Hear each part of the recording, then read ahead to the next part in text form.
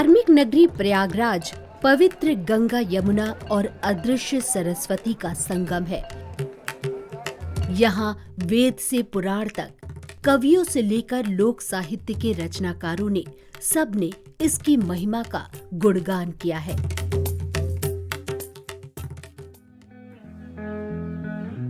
इस कड़ी में प्रयागराज में स्थित पारी पुनर्स्थापन वन अनुसंधान केंद्र FRCER का बड़ा महत्व है, क्योंकि ये केंद्र वानस्पति अनुसंधान एवं विकास के साथ साथ कृषि वानिकी के प्रति जागरूकता फैला रहा है और अनुसंधान आधारित जलवायु परिवर्तन और पर्यावरण से संबंधित पाठ्यक्रम भी चला रहा है।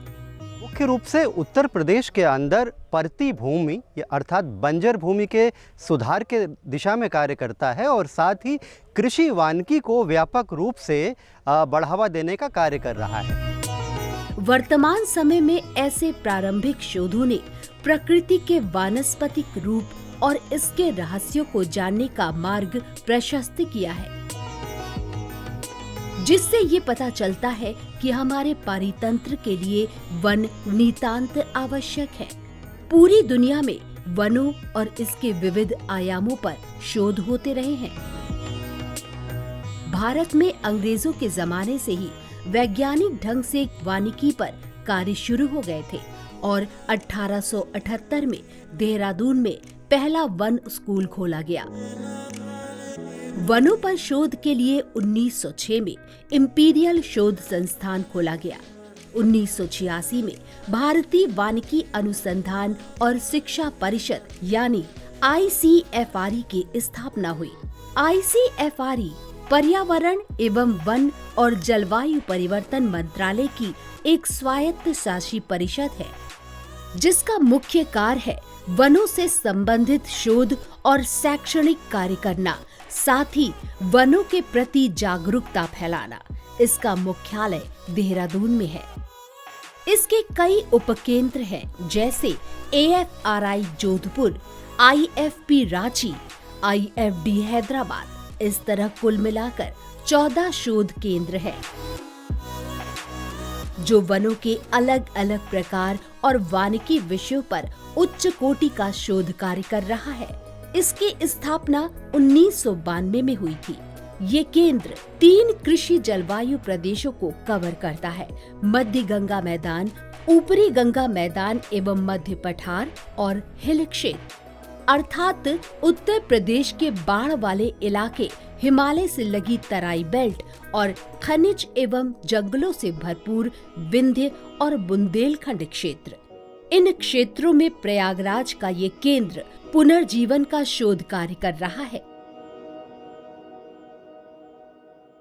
परिषद का मुख्य उद्देश्य वही उद्देश्य हमारे केंद्र का भी है, अनुसंधान का है, वानिकी प्रसार का है और वानिकी के क्षेत्र में शिक्षा प्रदान करने का है। इन्हीं गतिविधियों को यहाँ भी संचालित इस केंद्र पर किया जा रहा है। हमारे यहाँ अनुसंधान के द्वारा ऐसे वृक्ष प्रजातियों के विकल्प दिए गए हैं जो उत्तर प्रदेश में पहले नहीं थे। उनको नए तरीके से हम लगाने का प्रयास कर रहे हैं। एक अगर का वृक्ष है जो बहुत अधिक मात्रा में कीमत की तेल देता है, उसको उत्तर प्रदेश में हमने पहली बार लगाया है परियोजना के तहत। बांस की 5 से 7 प्रजातियां जो उत्तर प्रदेश में नहीं होती थी, उनका बड़े स्तर पर परीक्षण हम यहाँ पर कर रहे हैं।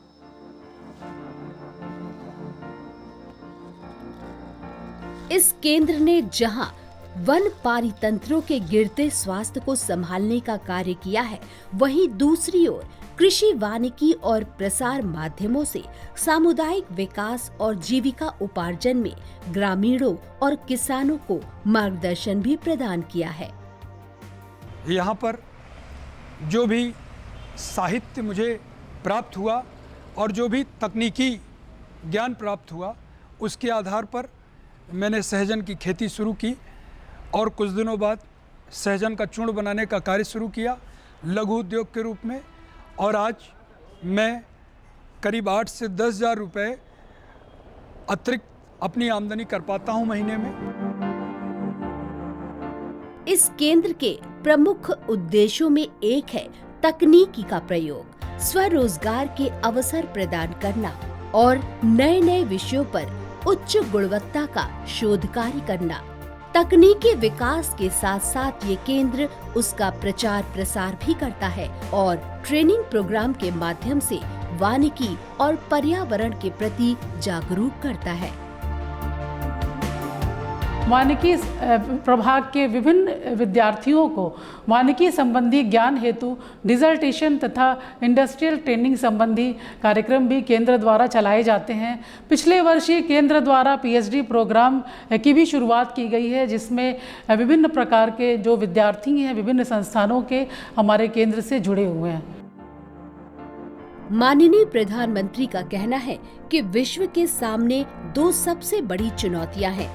एक है किसान की आय को दुगुना करना और दूसरा जलवायु परिवर्तन। इन दोनों चुनौतियों का समाधान इस केंद्र द्वारा पूरा करने की पुरजोर कोशिश की जा रही है। भारत में पिछले कुछ वर्षों में वन आवरण बढ़ा है। उत्तर प्रदेश में 2019 की वन रिपोर्ट में 9% वन क्षेत्र है, जिसको बढ़ाकर 33% का लक्ष्य प्रदेश सरकार ने रखा है। FRCER प्रयागराज का विजन भी भारत को हरित बनाने और वन क्षेत्र बढ़ाने का है। प्रतापगढ़ हो या सोनभद्र, लखीमपुर खीरी हो या आगरा, इस केंद्र से कोई भी क्षेत्र अछूता नहीं है। शोधों का प्रचार प्रसार स्वयं सहायता समूह और NGOs के माध्यम से ग्रामीणों, छात्र छात्राओं और वन कर्मियों तक किया जाता है। ये जो फिल्मिंजिया पौधा है, ये बड़ी अच्छी बात है कि अपने खेत को छोड़ दीजिए, बगल वाले खेत को भी नाइट्रोजन देता है, जो कि किसान के हर पौधे के लिए नाइट्रोजन की ज़रूरत है और इससे पर्यावरण का भी संरक्षण होना है और गांव के पलायन को भी रुकना है। FRCER प्रयागराज की केंद्रीय पौधशाला प्रयागराज से कुछ दूर पड़िला ग्राम में स्थित है, जिसका 8 एकड़ में विस्तार किया गया है। यहाँ विभिन्न प्रजातियों पर शोध कार्य चल रहा है।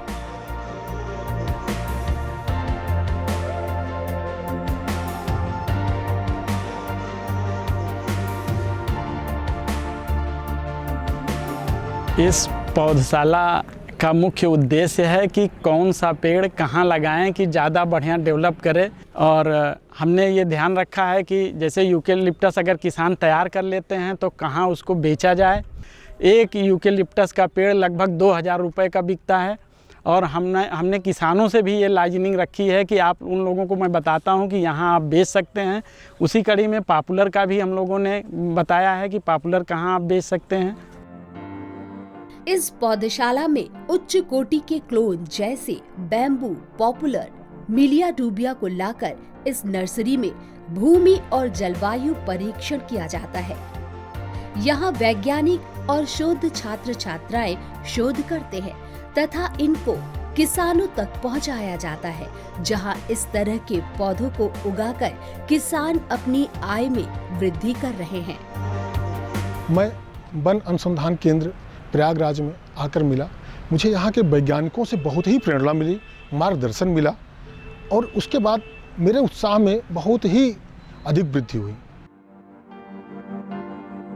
पॉपुलर प्रजाति के पेड़ कृषि वानिकी के लिए बहुत उपयुक्त है, क्योंकि ये कृषि फसलों की वृद्धि में कोई नुकसान नहीं पहुंचाते और इसकी लकड़ी प्लाईवुड और विनियर उद्योगों में बहुत उपयुक्त है। इसका उपयोग packing case, fall ceiling, furniture, खेल का सामान, माचिस उद्योगों में किया जाता है, जिससे किसानों की आमदनी में मुनाफा होता है और इन पौधों को लगाने से वन क्षेत्र में भी वृद्धि होती है। कृषि वानिकी में पॉपुलर एक ऐसी प्रजाति है जो किसानों के बीच में बहुत ही लोकप्रिय है। हमने यहाँ प्रयागराज में पॉपुलर के 50 से भी अधिक क्लोन कलेक्ट किए हैं। कलेक्शन हमारा FRI देहरादून से हमने कलेक्ट किया है। इन क्लोन को हम जो है जनवरी-फरवरी माह में किसानों को वितरित करते हैं, फ्री ऑफ कॉस्ट करते हैं और इसके नर्सरी टेक्निक्स के बारे में डेमो देते हैं और उनको बताया जाता है कि ये किस किस चीज़ में उपयोग होता है।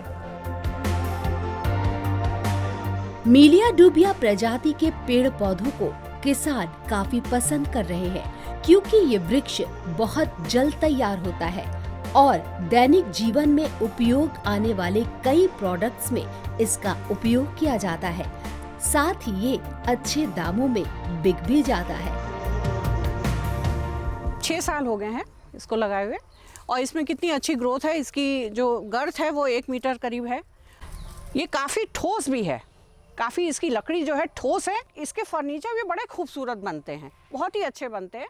तो धीरे धीरे ये प्रजाति जो है यहाँ पे काफ़ी पॉपुलर हो रही है और एक किसानों की जीविका में ये एक मील का पत्थर साबित होगी। महुआ हमारे भारत की अमूल्य धरोहर है। कम जानकारी होने की वजह से ये विलुप्त हो रहे थे। इस केंद्र ने इन्हें पुनर्जीवित किया और गोरखपुर और प्रयागराज में इन्हें ढेरों संख्या में लगाकर इसके उपयोग के बारे में किसानों को बताया। परिपूर्ण रूप से ये एक वृक्ष बहुत ही महत्वपूर्ण वृक्ष है। इस वृक्ष को हम लोग जो विलुप्त होने के कगार पे है उसको और उसके अच्छे वृक्षों का चयन करके उसको हम लोग का ये इस परियोजना का ये उद्देश्य है कि इसको बढ़ावा देना है। किसानों के लिए हम लोग इसी तरीके के वृक्षों पे अनुसंधान कर रहे हैं और इनको उत्साहित कर रहे हैं कि वो ज़्यादा से ज़्यादा वृक्षों को लगाएं।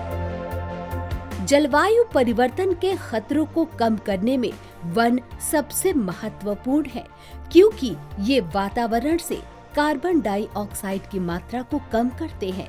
इस दृष्टि से बांस की कई प्रजातियों पर शोध कार्य चल रहा है। हम यहाँ पर बांस की जो है कि 5 तरह की प्रजातियाँ लाए हैं, जिसका बीज लाए हैं और बीजों से हम यहाँ पर जो है कि सीडलिंग तैयार करते हैं। बेसिकली हमारे 5 तरह की इसमें जो है कि सीडलिंग तैयार की गई है हमारी नर्सरी में। इंडिया में मोर देन 125 इंडिजिनस स्पीसीज़ है, जिसमें से एक मेरे हाथ में है बैम्बूसा टुल्डा। ये बहुत ही फेमस इसलिए है क्योंकि हर घर में अगरबत्ती का उपयोग होता है और उस अगरबत्ती का जो मैन्युफैक्चर है इस बैम्बू की वजह से होता है। नर्सरी में बांस के बीजों को दूर दूर से लाकर लगाया जाता है और किसानों को बांस की उपयोगिता के बारे में बताया जाता है, जिससे किसान काफी उत्साहित है। पूर्वी उत्तर प्रदेश में यूकेलिप्टस कृषि वानिकी का सतत विकास किया जा रहा है और इसकी कई प्रजातियों पर शोध कार्य चल रहा है। कृषि वानिकी में प्रजातियों की बात करें तो यूकेलिप्टस कृषि वानिकी में एक स्थापित प्रजाति है। इस वृक्ष की विशेषता यह है कि एक बार वृक्ष लगाने से ही 3 फसलें इस वृक्ष के द्वारा प्राप्त की जा सकती हैं। कहने का तात्पर्य यह है कि 15 वर्षों में ही कृषक इस वृक्ष के द्वारा 4800 से 6000 रुपये प्राप्त कर सकते हैं। यूकेलिप्टस के विपणन में यह बताना आवश्यक है कि विपणन के पूर्व कृषकों को यह सुनिश्चित करना होगा कि तने की मोटाई 18 से 50 इंच के बीच में होनी चाहिए तथा जो टुकड़े काटेंगे प्लाईवुड विनियर उद्योग के लिए उसकी लंबाई 52 इंच की होनी चाहिए। लाख की खेती को सरकार लगातार प्रोत्साहित कर रही है, क्योंकि इसमें कम लागत में ज्यादा फायदा होता है। क्षेत्र के किसान इस लाख की खेती से मालामाल हो रहे हैं। सिमनिया लता पे कुसमी लाख पैदा होता है और कुसमी लाख पूरी दुनिया में और कहीं नहीं होता है और पूरी दुनिया की पूरी खपत का 70% लाख जो है अकेले भारत से जाता है। फिर भी पूरी दुनिया की खपत पूरी नहीं हो पाती है। ऐसे में हिंदुस्तान के किसानों के लिए लाख की खेती एक सुनहरा अवसर है। अनुसंधान केंद्र द्वारा पडिला से कुछ दूरी पर स्थित हाई डेंसिटी के पेड़ पौधे लगाए गए हैं, जो कि कम जगह लेकर अच्छा मुनाफा दे रहे हैं, जिससे किसानों को काफी फायदा हो रहा है और कई किसानों को रोजगार भी मिल गया है। हाई डेंसिटी का सीधा सा मतलब होता है कि कम से कम जगह में हम ज़्यादा से ज़्यादा पौधे लगाएं और उससे हमारी आय दुगनी हो सके, जिससे किसानों को उनकी आय को दुगनी करने में काफ़ी सहायता मिलेगी।